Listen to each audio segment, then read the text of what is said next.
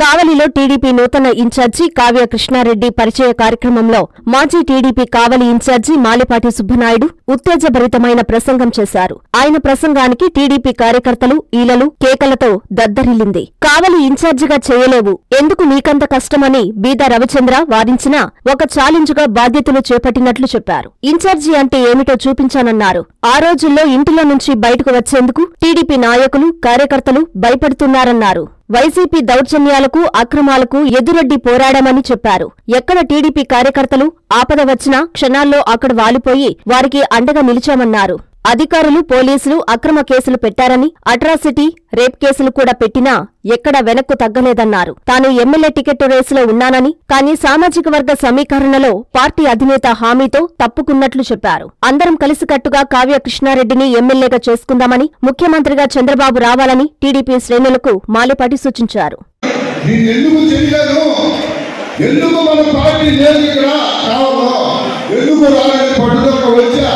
నేను వచ్చే రోజు 10 మంది ఉన్నారు, 10 మంది నా ముందు అనుకున్నారు, చెప్తున్నారు బయటికి రాలా.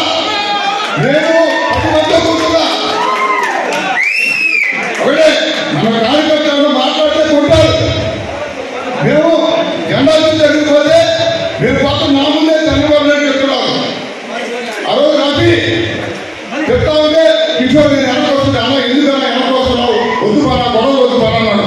కేంద్ర వాడు మాట్లాడారు, కేంద్ర నా కొడకలు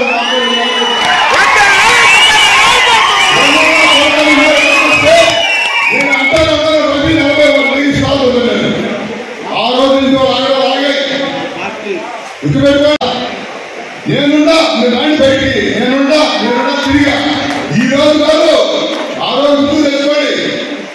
ఒకటే చెప్తాను, ఈ రోజు నేను మేము తెలుగుదేశం పార్టీ గెలవాలి, నారా చంద్రబాబు నాయుడు ముఖ్యమంత్రి కావాలి.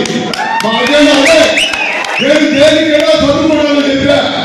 చంద్రబాబు నాయుడు గారు పిలిచారు, కుల సమీకరణలో నీకు ఇవ్వకపోతున్నా నా మాటను మీరెంతలో రామారావు గారు ఇస్తున్నారు. ఎక్కడ ఉదయగిరి నీకు కావాలి ఇవ్వలేను, కనుకూరు నాయకులు నీకు ముగ్గురికి కుల సమీకరణలో నీకు ఇవ్వలేదు, సుమారు చదువుకోవాలి, నీకు ఖచ్చితంగా ఎమ్మెల్యే చేస్తానని మా వాగ్దానం చేశాడు. నేను ఒకటే చెప్తున్నా, చంద్రబాబు నాయుడు గారు ఆ మాట నిలబెట్టుకుంటే ఆయన మీద మాకుండే దైవంలాగా చూస్తున్నాం. మా అధ్యక్షుడు, ఈ జాతీయ అధ్యక్షుడు ఆయన, మేము ఒకటే ఒక్కొక్క నాయకుడు దూషిస్తున్నారు వైసీపీ వాళ్ళు. ఈరోజు అసలు బయటికి రావా చెప్పమరు మాట్లాడు. ఒక్కరు ఎదురాని ముందు నేను పెట్టు. ఈరోజు నా మీద 22 కేసులు ఉన్నాయి. ఎందుకంటే ఎస్సీ కేసులు, రేపు కేసులు, అన్ని కేసులు ఉన్నాయి. ఏం చేస్తే ఇంకొనే ఒకటే గుర్తుపెట్టుకో. నాయకుల మీకు అందరికీ పెద్దలు చెప్పేది ఈ రోజు అయిపోయేది కాదు, నిజం గెలవాలి.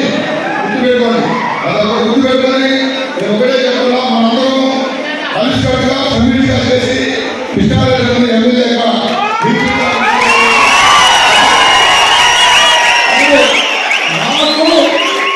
ఒకటే చెప్పండి. ఫుల్లు కుటుంబాలు చెప్తాం, ఏదో ఓపెన్ గా మాట్లాడతాం.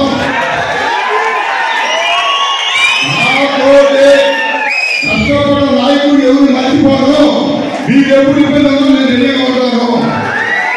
మీరు ఇదేం కర్మ. బాబు గారు వస్తే ఈ జిల్లాలో ఫస్ట్ చేసాం కర్మ, యువకులు అదే చేసాం 5 రోజులు. అందుకని మిమ్మల్ని నేను నడిపే ప్రసక్తి లేదు, నడిచిపోను. మీకు ఎప్పుడు అండగా వస్తాం. నా శాతం ఏదైనా మీ కాలేజీ లేదు. ఖచ్చితంగా తెలుగుదేశం పార్టీ గెలుస్తుంది. బాబు గారు ముఖ్యమంత్రి అవుతారు. మన గుర్తుపెట్టుకోవాలని నేను ఆశిస్తూ, అదేవిధంగా మీరు చెప్పారు జనానికి కూడా మీకు చెప్పకుండా ఎలాగో ఎమ్మెల్యే